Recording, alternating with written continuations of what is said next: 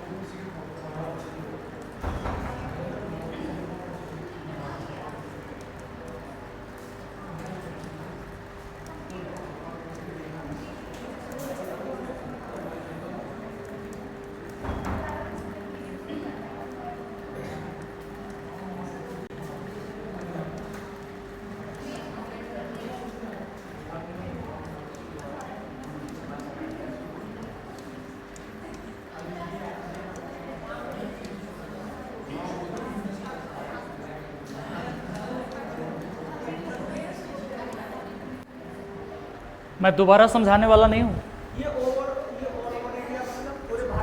संपूर्ण भारत में भक्ति आंदोलन चला रहे हैं, संपूर्ण भारत में, ये केवल दक्षिण भारत में।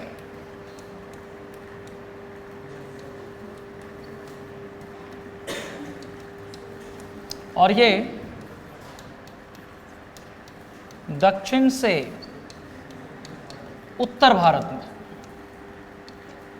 इसका मतलब है कि रामानंद जी पहले संत है जिसने भक्ति आंदोलन को दक्षिण भारत से उत्तर भारत में स्थापित किया। फर्स्ट सेंट ड्यूरिंग भक्ति मूवमेंट ऑफ रामानंद।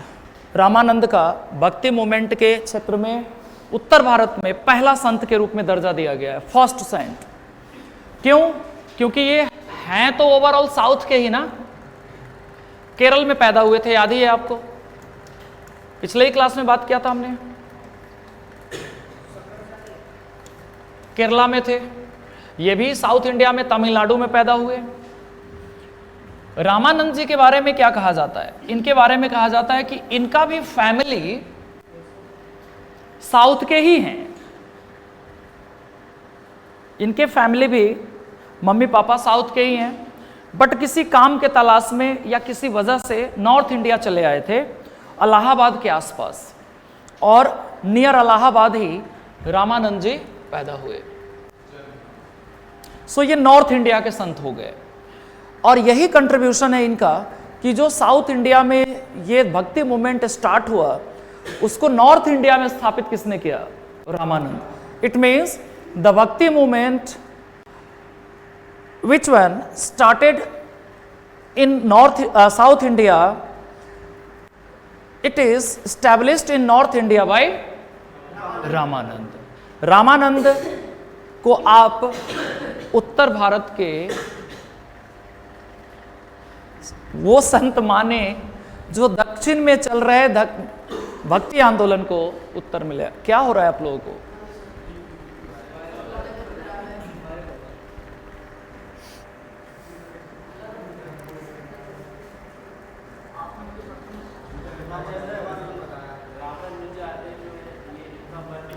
अब आपको मैं बताऊं, इनका तमिलनाडु है।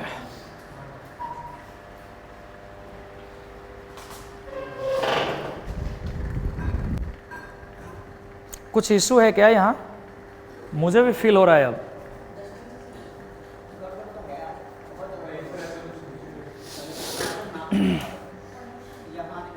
पॉल्यूशन तो बाहर है, यहां कहां से?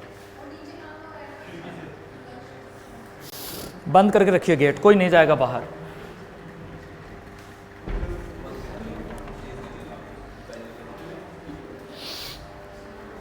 वैसे ब्रीदिंग प्रॉब्लम हो रहा है इस समय लोगों को, खांसी भी बढ़ रहे हैं, क्योंकि देख रहे हैं आप 2 दिन से पॉल्यूशन कितने हाई लेवल पे। हाँ, तो मैं क्या बताना चाह रहा था, मैं ये बताना चाह रहा था कि केरल में पैदा हुए शंकराचार्य, और केरल के अलावा पूरे भारत में इन्होंने धर्म का प्रचार प्रसार किया। इनके थॉट को as a disciple of Shankaracharya, Ramanujacharya made his contribution या अपना भक्ति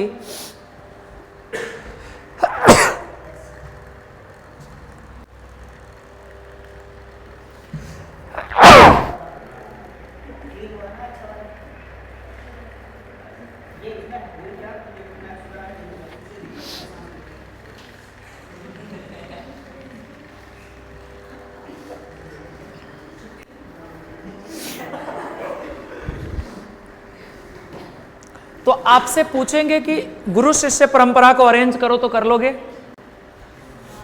शंकराचार्य के शिष्य, रामानुजाचार्य के, और इनके कितने पता नहीं, इनके 12 शिष्य हैं, 12। इनके शिष्यों की संख्या, number of disciples of Ramanand 12, 12 शिष्य हैं इनके। लाइक कबीर, कबीरदास, रैदास, धन्ना, पीपा एक्सेट्रा, सब रामानंद के शिष्य हैं।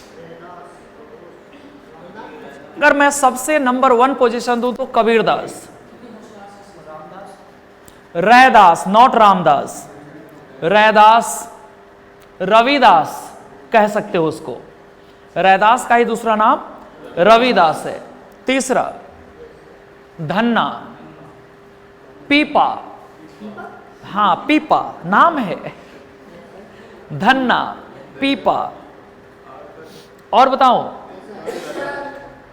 एक है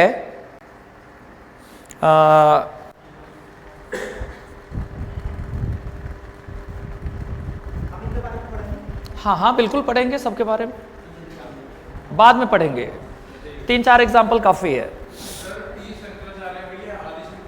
और नहीं तो कौन? लो, अब तक क्या पढ़ रहे थे पिछले क्लास में आप?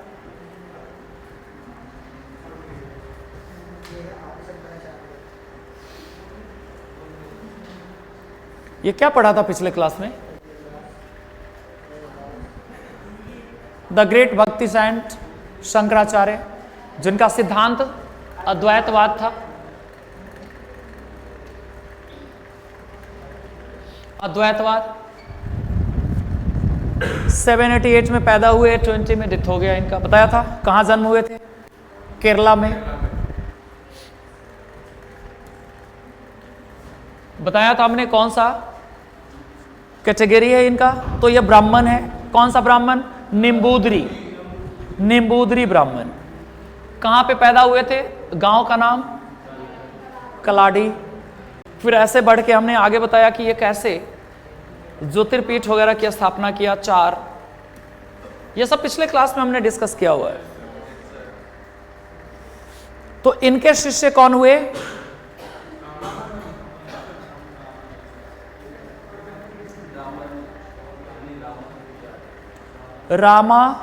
रामानुजाचार्य। इनके सिद्धांत का नाम है विशिष्ट द्वैत। विशिष्ट द्वैत। इन दोनों में एक डिफरेंस क्या है कि रामानुजाचार्य केवल साउथ इंडिया में ही रह गए, नॉर्थ इंडिया नहीं आए। इनके भी फादर ठीक वैसे ही किसी मंदिर में पृष्ठ थे और वहां ये लोग जनरली विष्णु और लक्ष्मी को पूजते थे और यहीं से इनके परंपरा में और भी शिष्य आते चले गए, जिसमें से एक नाम रामानंद का है। एक बात और बता दूं, अ मेजर डिफरेंस बिटवीन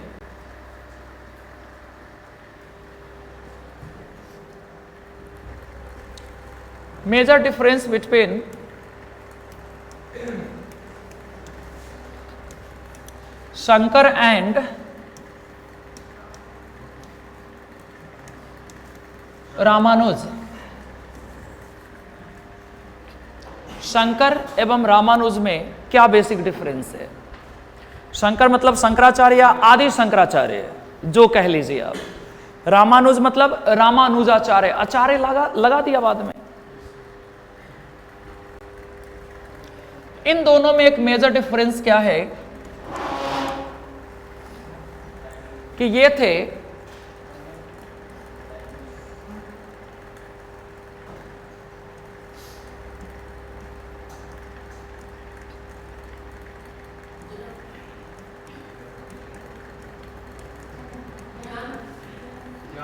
ज्ञान मार्गी और ये प्योर डेवोटी हैं, भक्ति मार्गी। क्या बोलेंगे?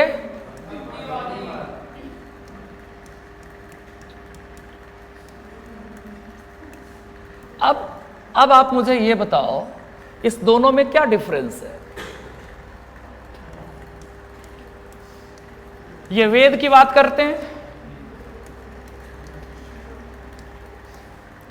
और ये केवल और केवल भक्ति, समर्पण। इसका मतलब मैंने पिछले क्लास में आपको बताया था, प्रेम, श्रद्धा, तो फिर ये नहीं होगा।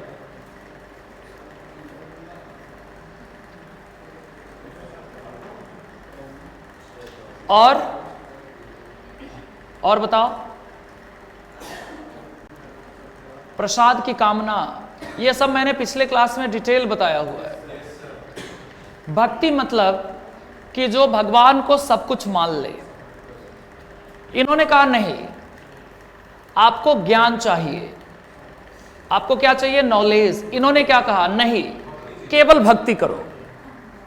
यही तो डिफरेंस है दोनों में।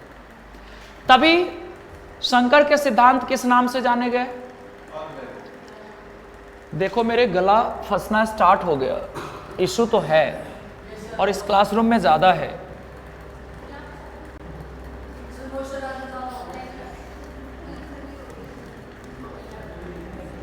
इसने कहा अद्वैतवाद, याद है आपको? क्या था अद्वैतवाद?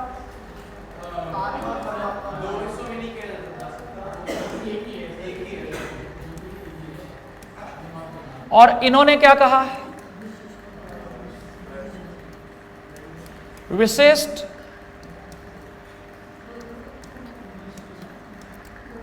द्वैतवाद।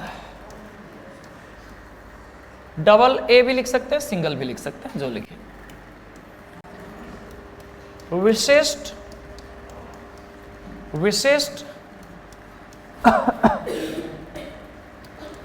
द्वैतवाद। अब क्या डिफरेंस है इस दोनों में? देखिए, यहां भी डिफरेंस दिखा, यहां भी डिफरेंस।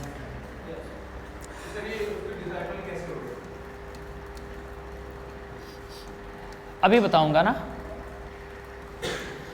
इन्होंने कहा कि गॉड एंड सोल दोनों एक है, not two, it is one. Advaita, a means not, Dvaita means two, two not, दो नहीं। It means believe in oneness of God and soul. आत्मा एवं परमात्मा को एक मानता है, ईश्वर और आत्मा को एक मानता है। गॉड एंड सोल क्या है? एक है। It means soul is a part of God. आत्मा ईश्वर का अंश है। इन्होंने कहा ना जी, गॉड सर्वशक्तिमान है और सोल इनके नीचे है। दोनों अलग अलग चीजें हैं। It means belief in two as a specific, विशिष्ट। Both are different, both are specifically different. दोनों विशेष रूप से अलग है। एक अलमाइटी है और एक सोल है, मीन्स आत्मा है। अब फिर से समझिए, आत्मा और परमात्मा दो अलग अलग इकाई है। There are two unit. ईश्वर आपके आत्मा को मोक्ष प्रदान करेगा अगर आपने भक्ति किया तो। If you devoted your self in the front of, in the feet of your God, your Almighty, then your Almighty granted to मोक्ष, salvation। मोक्ष कब देगा भगवान आपको? जब आप उनके प्रति समर्पित हो जाओगे। तो यह समर्पण ही क्या है? भक्ति है। यानी इन्होंने कहा दो संस्था है। कितने? एक, दो। यहां कहा इन्होंने वन। अब आते हैं आपके क्वेश्चन पे कि आपने कहा फिर रामानुज शंकर के शिष्य कैसे हुए? तो शिष्य का मतलब ये दोनों भक्ति को आगे बढ़ा रहे हैं कुछ नए आइडियाज के साथ। भक्ति का मतलब कि भगवान के प्रति एक समर्पण। इन्होंने भी तो किया, लेकिन ये ज्ञान के माध्यम से किया। बहुत सिंपल है। आपने अभी क्या देखा? शंकराचार्य का टाइम क्या है?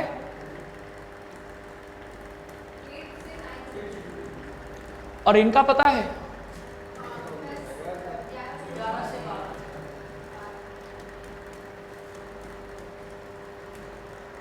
अब दोनों गुरु शिष्य कैसे हो सकते हैं? वैसे भी नहीं है गुरु शिष्य। Only in sense of tradition, the tradition of bhakti which one started by Shankaracharya followed by Ramanujacharya. Ramanuja ji ने केवल उनके विचारों को फॉलो किया, नए विचार डालकर उसको आगे बढ़ाया। जैसे आप ये समझिए कि जैसे आर्यभट्ट थे। आर्यभट्ट ने बहुत सारा सिद्धांत दिया सोलर सिस्टम के बारे में। बाद में उनके विचार को और इनहेंस कर दिया वराहमिहिर ने, उनके शिष्य मान लिए गए, जबकि वो दोनों एक ही एज के थे। इससे भी बेटर एग्जाम्पल है सिर्फ आदित्य के लिए, क्योंकि इसने ही ये क्वेश्चन पूछा है, फिर शिष्य कैसे माने। रामानंद जी भगवान राम के वर्शिपर हैं, पूजक है। भगवान राम एवं सीता को पूजते हैं, मूर्ति पूजा करते हैं। रामानंद कौन है? Idol worshipper of Lord Ram and Sita. और कबीर उनके शिष्य हैं, उम्र में बड़े हैं, लेकिन कबीर तो पूजता ही नहीं किसी चीज को, मंदिर नहीं जाता, मस्जिद नहीं जाता। उनको बोलते हैं फॉर्मलेस डिसाइपल। फॉर्मलेस मतलब निराकार, निर्गुण। वो किसी भी भगवान के स्वरूप में विश्वास नहीं करते। अब ये तो गुरु शिष्य परंपरा का चरम परिणति है। एक भगवान राम के मूर्ति के सामने बैठ के पूजा कर रहे हैं और ये कहते हैं मैं एक अलमाइटी को जानता हूं, मूर्ति में नहीं, मस्जिद में नहीं, मंदिर में नहीं। ना वो हिंदू को सही कहते हैं, ना वो मुस्लिम को सही कहते हैं।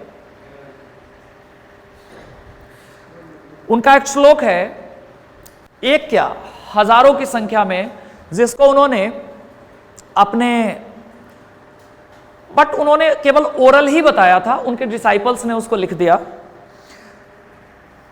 बीजक, बीजक एक नाम है, टाइटल है उनके सरमन्स के कलेक्शन का, उनके उपदेशों के संग्रह का। क्या नाम है? बीजक, और एक है सुखनिदा। बीजक, सुखनिदा, ये दोनों क्या है? कबीरदास जी के ग्रंथ का नाम है, the name of the text of Kabirdas. उसमें वो कहते हैं मंदिर और मस्जिद दोनों नहीं जाना है आपको, दोनों बेकार की जगह है। Means they oppose the institutional worship, संस्थागत धर्म का विरोध करते हैं। वो कहते हैं ना मंदिर जाओ ना मस्जिद जाओ, वो कहते हैं कर्म ही पूजा है, वर्क इज वर्शिप। गुरु जी कौन है? मूर्ति पूजक। अब आप सोचो, ये दोनों तो फिर भी ठीक है, ये दोनों तो बियॉन्ड है, साउथ पोल नॉर्थ पोल हो गए। और ऐसे और भी संत होंगे जो जिनके गुरु जी कुछ और होंगे और चेला जी कुछ और हो जाएंगे। गुरु गुर रह गए और चेला जी चीनी हो गए।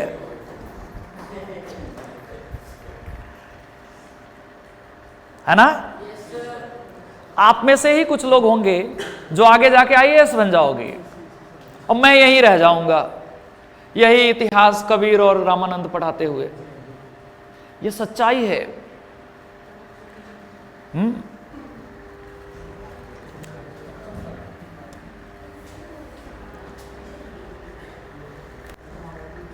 फिर से पीपीटी पे वापस आते हैं, थोड़ा सा इनके बारे में और जानिए आप लोग।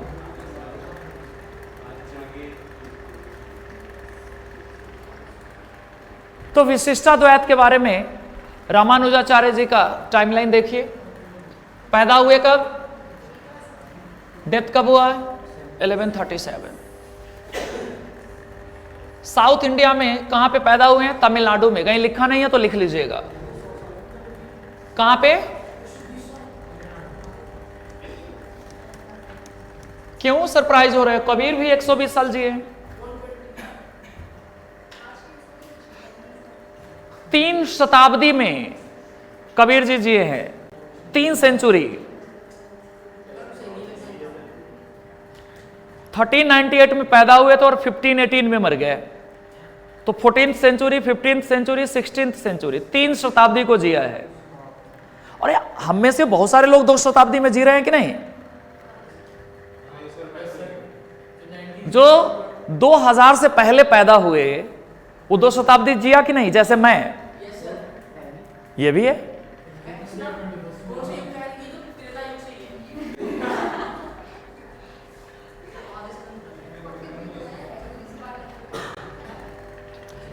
सबसे इंपॉर्टेंट बात क्या है? यही आपके एग्जाम का एक ऑप्शन होगा। पढ़ो क्या है?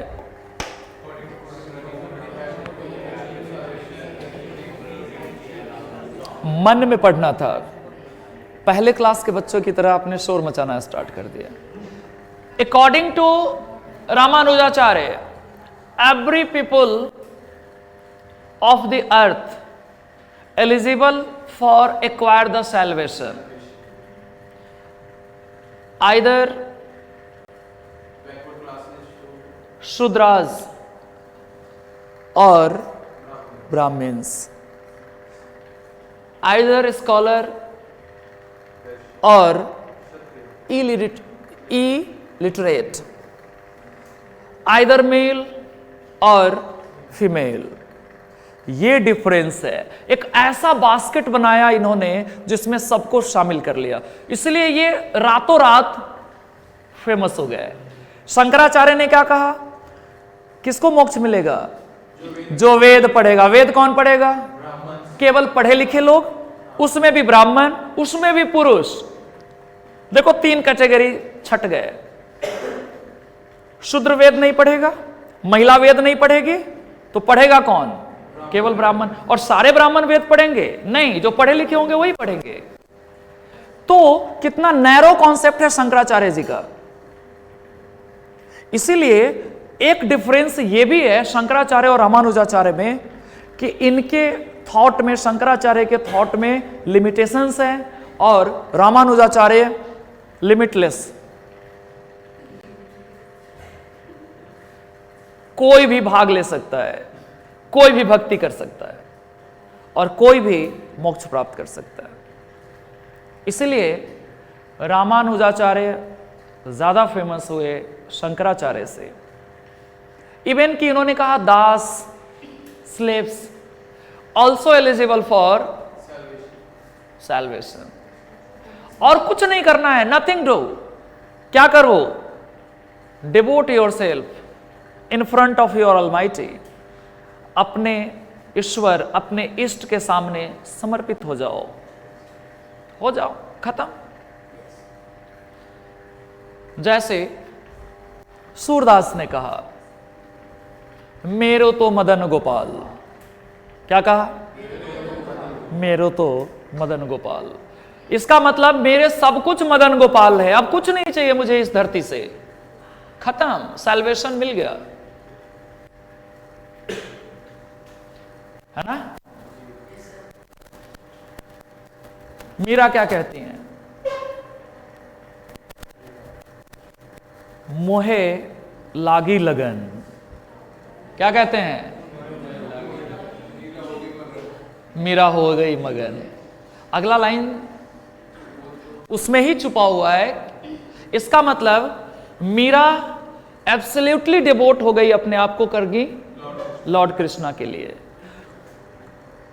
मीन्स आपको एक डेसिमल में भी डाउट नहीं होना चाहिए कि होगा कि नहीं होगा, और इसी से आपको सीखना है।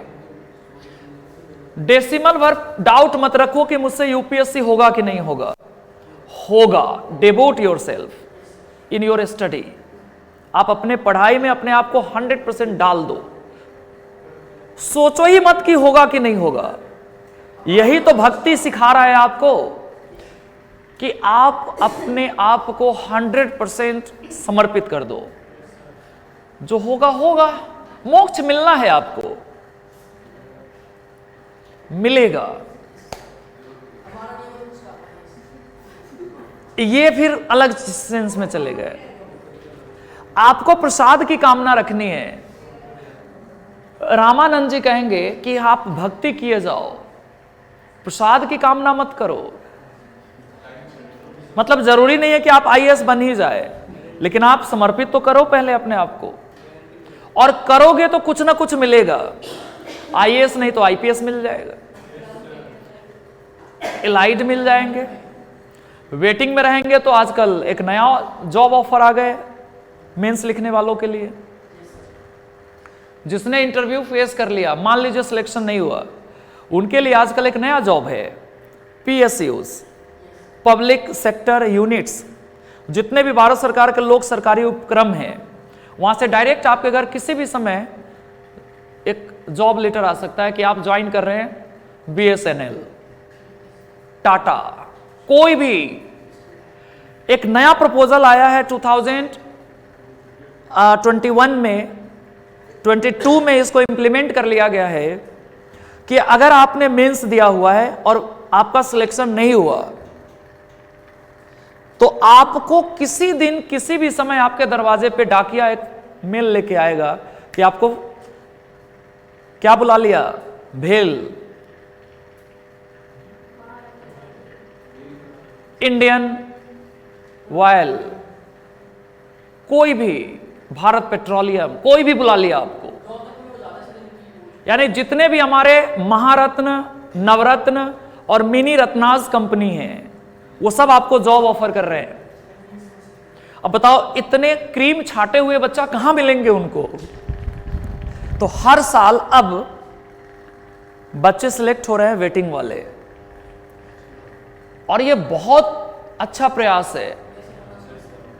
मान लीजिए जो अंतिम अटेम्प्ट में इंटरव्यू दिया और सिलेक्शन नहीं हुए, तो क्या होगा उनका? अब उनको जॉब मिल जाएंगे।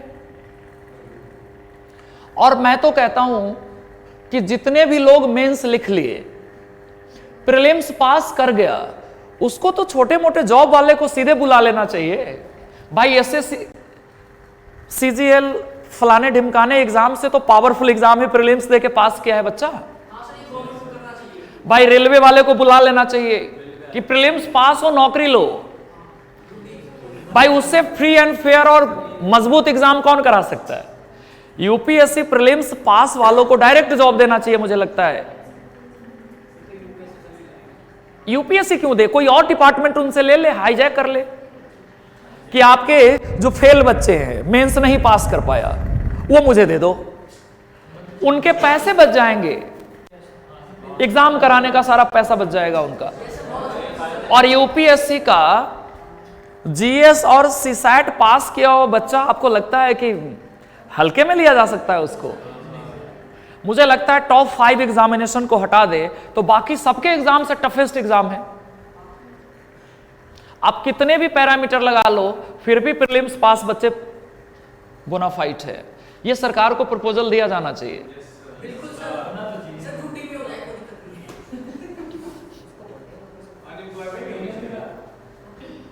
नहीं, मैं सिंपली कहता हूं कि यूपीएससी प्रीलिम्स जिसको पास करा लिया, कितने प्रोसेस से पास कराया, जरा सोचिए कितना फ्री एंड फेयर एग्जाम होते हैं उसके।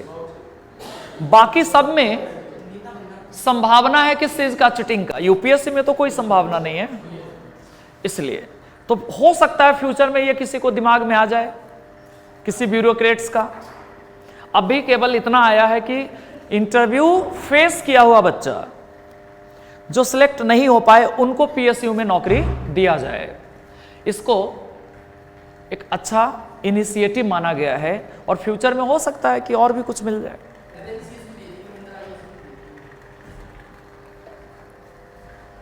तो रामानुजाचार्य मेरे सबसे फेवरेट संत हैं। क्यों? क्योंकि उन्होंने सबके लिए दरवाजा खोल दिया और उनके शिष्य आ गए रामानंद। अभी बताया था, सारा बेसिक इंफॉर्मेशन आप देख सकते हो। कब पैदा हुए,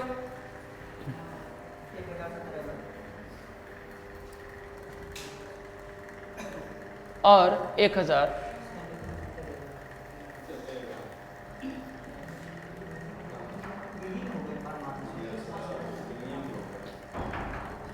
ये डेटा रॉन्ग है।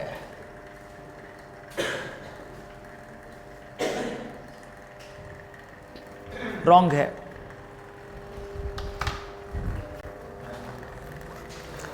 ये कट कॉपी पेस्ट में कुछ गड़बड़ हुआ है।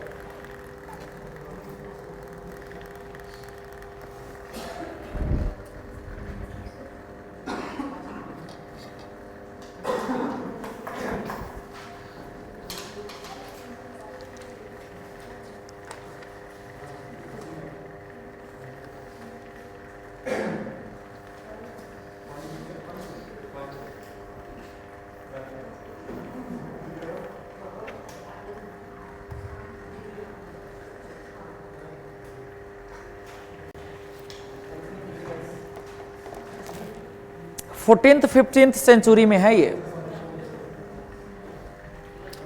इनका टाइमलाइन, रामानंद जी का टाइमलाइन क्या है?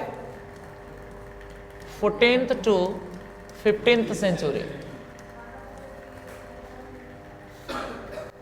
वो रॉन्ग है, वो रामानुजाचार्य वाला कॉपी हो गया था।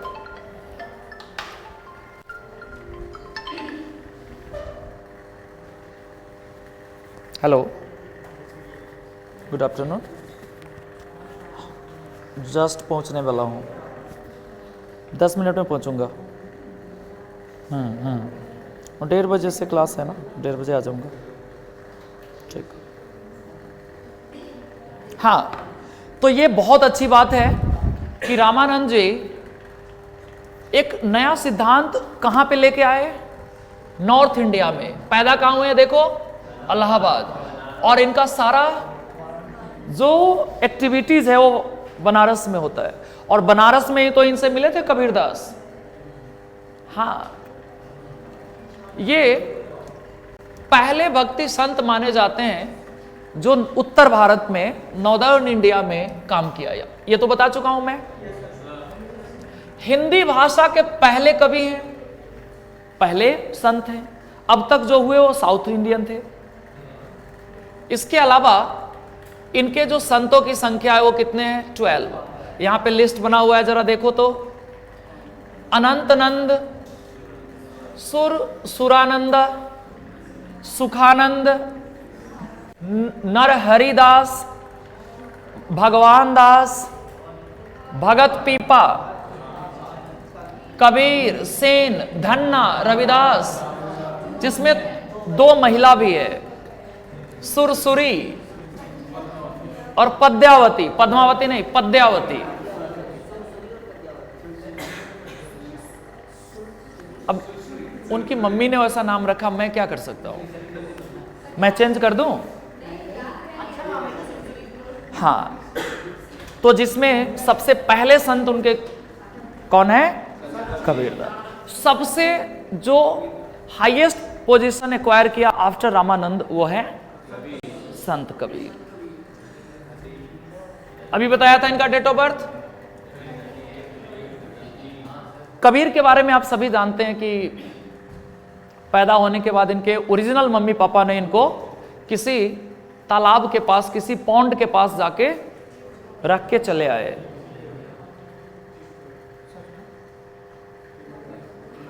और मॉर्निंग वॉक के लिए एक फैमिली निकला था,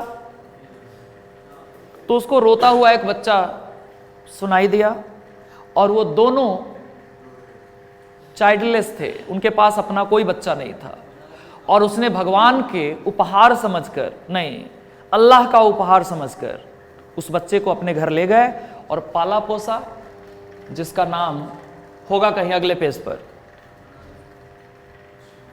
यानी कबीर पैदा हुए थे हिंदू फैमिली में और पाले गए मुस्लिम फैमिली में, और यही वजह है कि ये प्योर सेकुलर है। और दोनों तरफ के धर्म में जितने भी आडंबर है, जितने भी कर्मकांड है, orthodox practices in both side denied by Kabir. Kabir ने दोनों तरफ के कर्मकांड को अस्वीकार किया।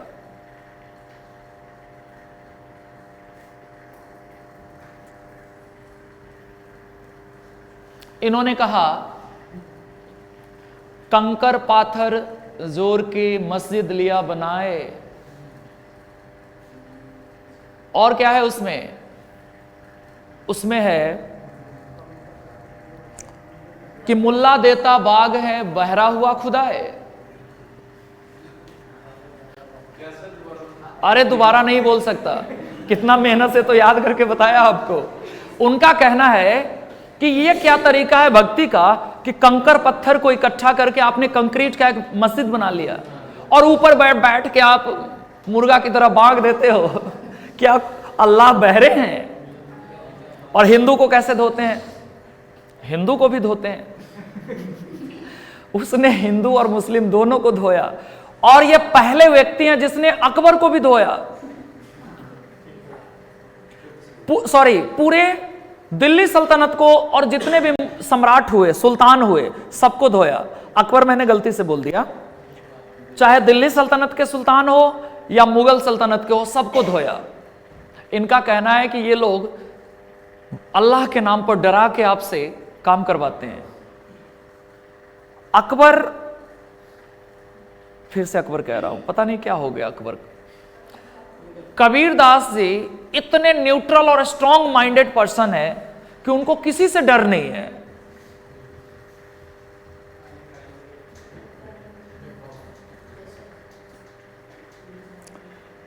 पाथर पूजे राम मिले, ईश्वर मिले, तो मैं पूजू पहाड़।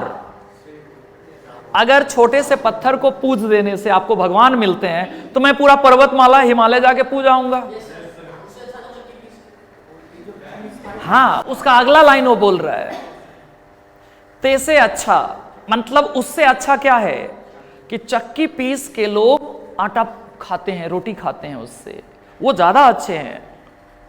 यानी ना तो वो हिंदू को, ना ही मुस्लिम को, किसी को नहीं बकस रहे। एक बहुत फेमस स्टोरी याद आ रहा है मुझे इनका।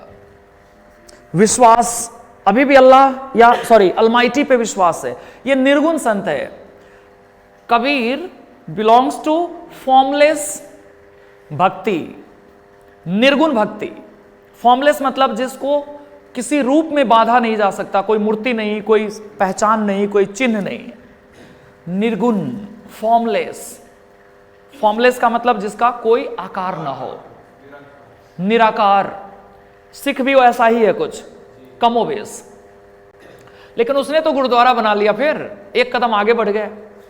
लेकिन कबीर ने कहा कुछ नहीं। हाँ, कबीर का एक स्टोरी सुनाता हूं, विश्वास कितना होना चाहिए। उनसे उनका एक भक्त पूछा, उनका एक शिष्य पूछा कि गुरुजी पापा बहुत परेशान कर रहे हैं शादी के लिए, शादी करूं कि ना करूं, क्योंकि मैंने तो सुना है कि शादी के बाद बहुत सारी समस्याएं आती है, जीवन तबाह हो जाता है, ये हो जाता है, वो हो जाता है, कि आप मुझे सजेस्ट करो, क्योंकि आप हमारे गुरुजी हो, मैं विवाह करूं या ना करूं।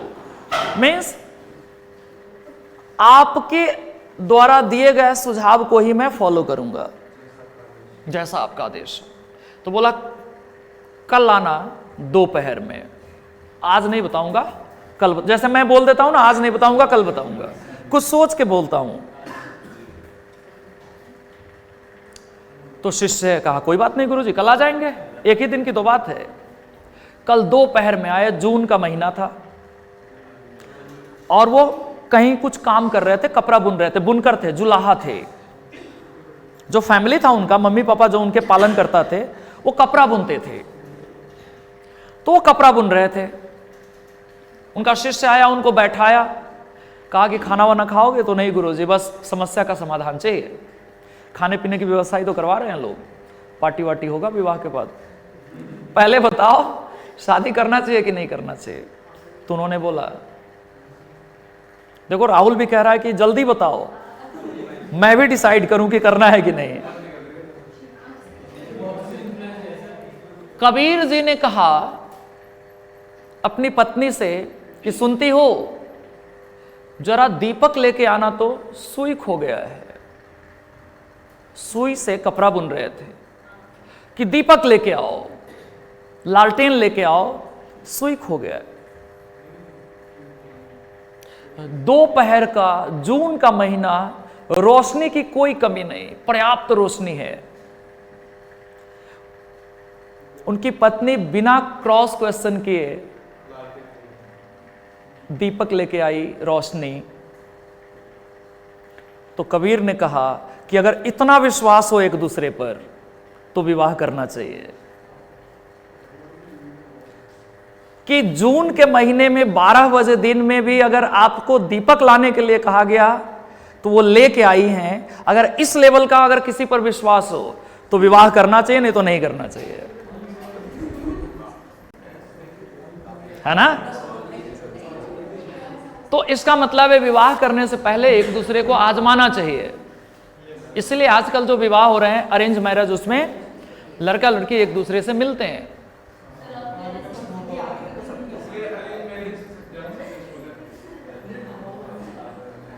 ठीक है, ध्यान रखिएगा, नहीं तो आप लोगों के जमाने में तो चांद तारे तोड़ के लाने की बात होती है, व्हाट्सएप पे चांद भेज भी देते हैं आप,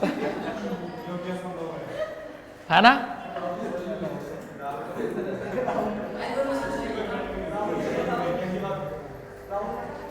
कबीरदास जी के बारे में 4 बातें आपको याद रखना है। दे बिलीव इन फॉर्मलेस भक्ति, निराकार भक्ति में विश्वास करते हैं।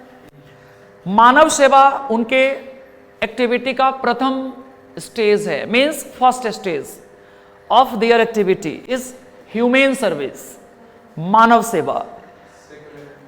दूसरा, ये विरोध किसका करते हैं? To oppose the gender discrimination, लैंगिक भेदभाव का विरोध करते हैं।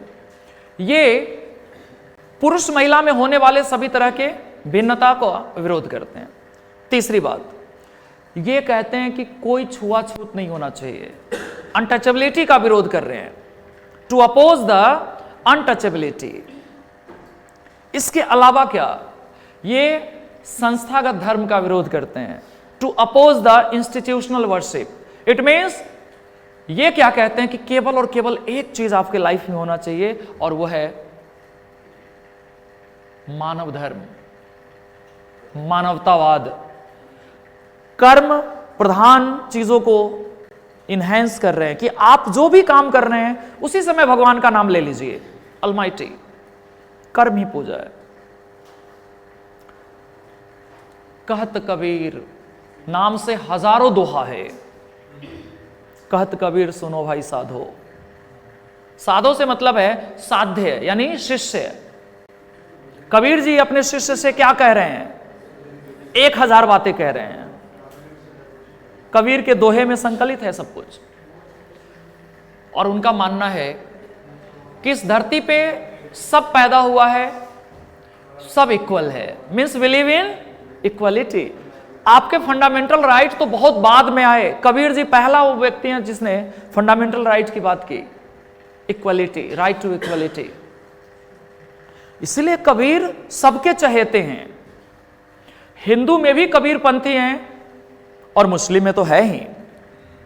कबीर को फॉलो करने वाला हिंदू और मुस्लिम दोनों है। हमारे भी कुछ रिलेटिव हैं जो कबीरपंथी है, यानी कबीर के बताए गए रास्ते पे चलते हैं। हिंदू होते हुए भी कबीर को फॉलो कर रहे हैं। मेरे रिलेटिव हैं, मैं बहुत नजदीक से जानता हूं, कबीरपंथी हैं वो।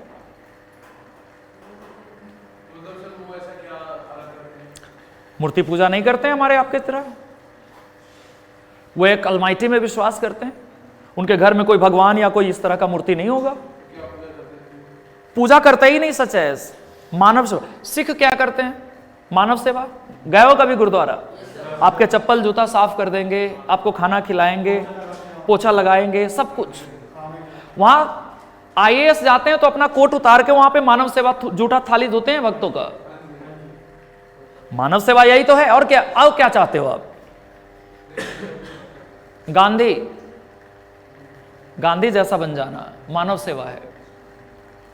कुल मिला के कबीर इस धरती का one of the best person है, जिसने केवल लॉजिकल बातें की, केवल तार्किक बातें, कोई कर्म कांड नहीं, किसी तरह का कोई दिखावा नहीं। और इसी के साथ आज के क्लास को हम एंड कर रहे हैं। ये पूरा PPT आपको मिल जाएगा। अगले क्लास में पढ़ेंगे सूफी। अगले क्लास का टॉपिक क्या होगा? सूफी।